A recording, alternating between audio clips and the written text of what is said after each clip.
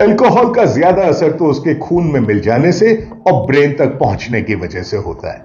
High भी वही देता है और प्रॉब्लम्स भी वही करता है। आइए मैं खाने में आज यही बात करते हैं। मैं हूं सुधीर रानीवाला। हर ड्रिंक से हमारे खून में अल्कोहल की मात्रा बढ़ती जाती है। इसको नापते हैं ब्लड अल्कोहल कंसेंट्रेशन, BAC से। जनरली एक ड्रिंक से ब्लड में करीब 0.02% हो जाता है।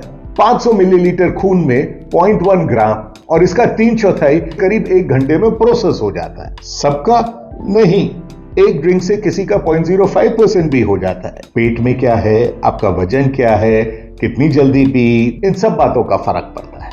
सबसे ज्यादा फर्क आपका वेट का पड़ता है। भारी आदमी के ब्लड में कम अल्कोहल होता है। ज्यादा पी ली तो ब्लड में अल्कोहल की मात्रा बढ़ जाएगी और वो लीगली जो अलाउड है उससे अधिक हो जाएगी। हमारे यहाँ लीगल लिमिट ड्राइविंग रूल्स के हिसाब से 0.03%, यानी मेरे जैसे आदमी के लिए 2 ड्रिंक। और यदि तीसरी ड्रिंक ले ही ली तो कम से कम उसके 1 घंटे बाद ही गाड़ी चलाने की सोचना है। हमारे ग्लास में कितनी ड्रिंक्स हैं, यानी कितने यूनिट ऑफ अल्कोहल, ये पता करते हैं। हर बॉटल पर ABV लिखा रहता है, अल्कोहल बाय वॉल्यूम से 40%। तो 750 ml की बॉटल में 300 ml अल्कोहल हुई, यानी इथेनॉल हुई।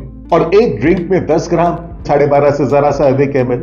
तो ये जो बॉटल है मेरे पास, यहां पर लिखा हुआ है 23.6 यूनिट्स ऑफ अल्कोहल। 300 में हमने 12.7 का भाग दिया, 23.6 यूनिट्स ऑफ अल्कोहल आए। 60 ml of 40% ABV whisky 1.9 unit, 150 ml wine का glass 1.4 units and 330 ml of 5% beer 1.2 units. ये रफली याद रखने वाली बातें हैं कि हर यूनिट के साथ आपके खून में करीब 0.02% BAC बढ़ता जाता है। बाय द वे, एक ड्रिंक की परिभाषा अलग अलग देशों में अलग अलग है। हम लोग 10 ग्राम को एक मानते हैं, अधिकतर कंट्रीज में 8 से 12 ग्राम के बीच में वेरी करता है। कुछ एक्सेप्शंस हैं।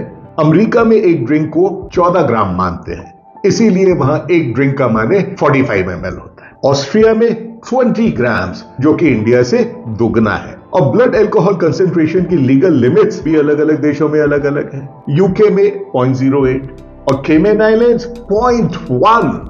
मेरे जैसा आदमी वहां 8 ड्रिंक पिएगा तब जाके BAC 0.1 होगा। सोचकर ही डर लगता है कि 8 ड्रिंक के बाद गाड़ी चलानी है। तो ये गाड़ी चलाने के लिए मना क्यों करते हैं अल्कोहल के बाद? मैं तो डॉक्टर हूं नहीं, तो ये सिम्टम्स मैंने कुछ वेबसाइट से लिए हैं, जिसकी डिटेल्स वेबसाइट की यहां दे रखी है। और कृपया इस चार्ट को देखिए, it will help you drink responsibly.